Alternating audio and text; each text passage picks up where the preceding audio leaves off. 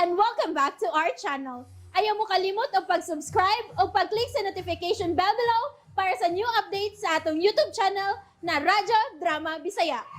And daghang salamat sa inyong pagpadayong pagsuporta o pagpaminaw sa atong Radyo Drama Bisaya.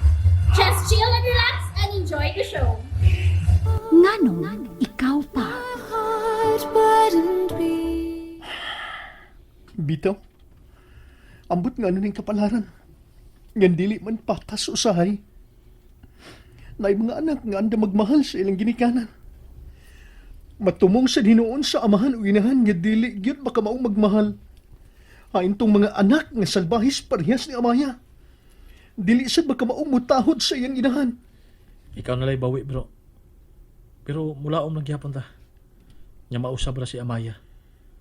Ato lang siya hatagan o higayon nga makamatngon sa iyang mga sayop. Di la sa natuhok man dayon. Niyan sila si Mama. Ah, sige, ato na sa ako. Ako lang nun si mama nimo nga mubalik ra ko kay makiksulti ko niya.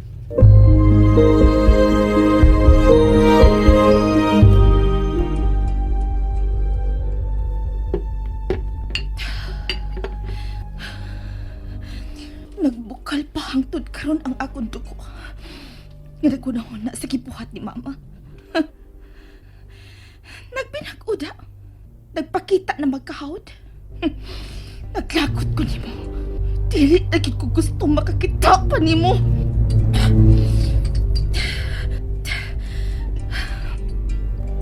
Maghubog ko.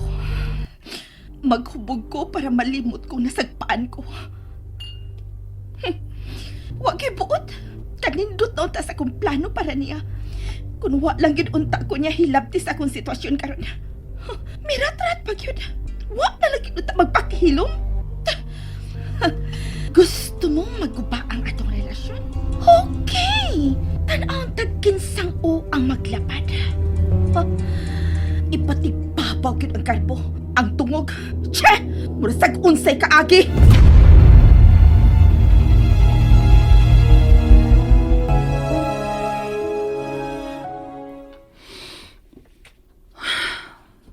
Kumusta si Amaya? Musulti ka magsadili, no? Naibawak ko. Nakita mo ni Amaya. Mo ni Aisa. Unsa? Pero ay lang mo ang isyu. Ang importante nga sultihan ko yung naunsa ng iyong anak. Diin ka man di kaganiha. Uwa ka man kuno sa palibot. Ingon pa ni Jared. Ay, di na ko sa kilid-kilid. Imo ming gisundan si Aisa. Iwa, we! Nga nagutawon. Sabi ko ni rason nga, ako nabuhaton. Nagtuo ka magkagwanta ko dagan, ano na magasunod ninyo. Uy, sa tuwa sa oras lang ngayon akong paglakaw, actually magaling kong hangak. Ibaw ka, girls, nabiyata. Iyak, basta yung mga anak. Tang-ana. Gipakita na gyud ang pagkabaka ni Yagnahong. Unsa? Hangad kayo kagta nga mi angkon. Nga sila na gyud si Chef. Di naman lang gyud unta ko manghilabot, Chen. Misaad gyud ko ni Aisa nga magpaubos ra gyud ko. Og dili gyud mo sinta. Pero wa na ko kapugni ang akong kagalingon. Sa dihang akong nahibaw-an nga ang salbahis daay nga chef dakong minyo. Maong dili gyud mahimong magpakasal niya. Wa gyud unta sa akong plano ang pagpanghilabot sa iyang kahimtang karon. Sa iyang pagpakiglambikit sa tao nga sayon ra kaayo niyang gitugutan. Aron siya pahimuslan. Kunwa palang untay kabilingkan, Gemma. Pero dako man di ay minyo. Uy, uwaw tawhana. Yung gisod si Amaya siyang bulsa. Sa ni Amaya. Tungod kay iyang gipakita atong tawhanang iyang pagkaulit gyud og kwarta. Mong gibuhat gyud ini ang tanan aron siya mosakay sa gusto ini. Pero, gipeskwila siya.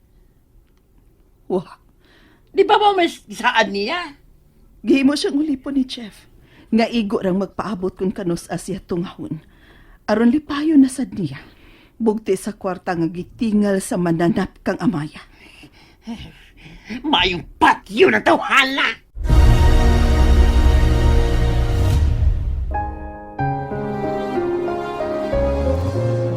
Gusto na kong pagkikitaan si Jeff. Aron sa, gubon ni mo ang imong kasing-kasing sa paghangyo niya. Aron likayan ang imong anak, kay doon na siya asawa. Ikaw ay mga moyo. Napatay man ka itong imong anak atong tawhana. Dili na mo'y akong damgo para ni Amaya. Mismo si Amaya na ibawaan na.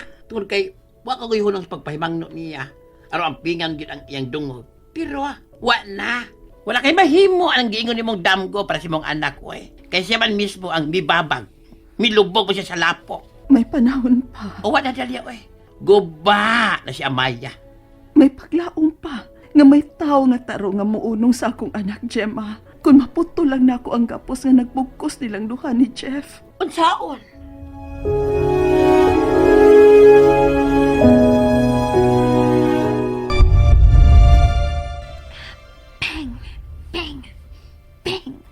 Hala, uy.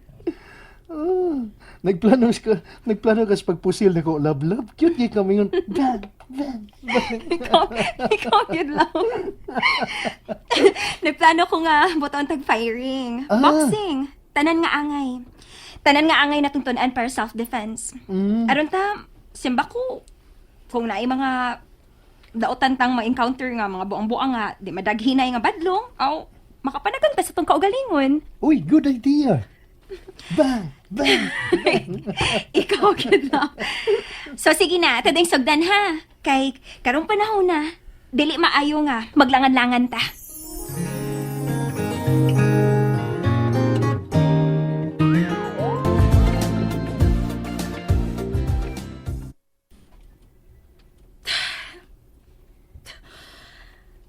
Ni ana, natuman na sa walang damha ang kinabuhi nga sud sa taas na nga panahon sa akong pagpakabuhi ning kalibutan na. Nahatagan ra gyud og katumanan. Wala ko ikamahay pa. Kontento na ko kung kwarta ang hisgutan na. Tuhod kay gihatag man gyud ni Chef na ako ang iyang gisaad nga iya kong busgon sa sapi. Pero kuwang dili pa hingpit ang akong kalipay. Tuhod kay doon ako'y kabahin sa panahon ni Chef. Karon pa na ako ma-realize nga mas labaw na ako siyang gikinahanglan kaysa mga butang. Maong kinahanglan nga iyan ay mahibawan. Hello? Good evening. Roy? Yes. How's life? Sabi siguro malipayon na kagaya karon. Unsa no? Kay maayo nagud kang pagabutan. Paminaw na ako karon panahon na nagbuhay ray na ka na karon. Unsa no? Kay imagine, dakong isda nang imong nabingwit karon? Oo. Kamong tanan pulos man tingali na kaila kung kinsa jud ko dya. Saludo ko sa pagkamayo ni mong mapili, Amaya. You got the right man for you. Unta. Oh, nganong naunta man na? Tuwi kay ako namatngunan karon. Nga dili lang di ay ang iharang kwarta ang akong kinahanglan kun dili ang iya sang presensya. Ang tanan niyang panahon, gusto na ko ang kunon karon tungod kay ay, ambot pa. Wa ko magkasapot. Mura magpapangita naman ang ko niya. Murag sakit man og mingaw. Maybe you're in love. Ana day na. O pa di ka ma-inlove ka niya to, Amaya. Kwarta ray akong gigugma kani adto. Karon, isuwayan ka na ni Cupido.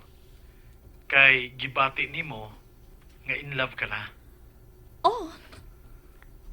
I want, Jeff. Na-realize na ko nga dili lang kay crush lang nako ang ihang kagwapo. Kundi na-develop na ko, Roy. I'm in love with him. Diyang iya kong giingnan nga dili ko mo di man og kasal niya. Bisan dunay nahitabo na namo tungod kay dunay na siya asawa. And that's it, everyone. Stay tuned for the next episodes. Bye!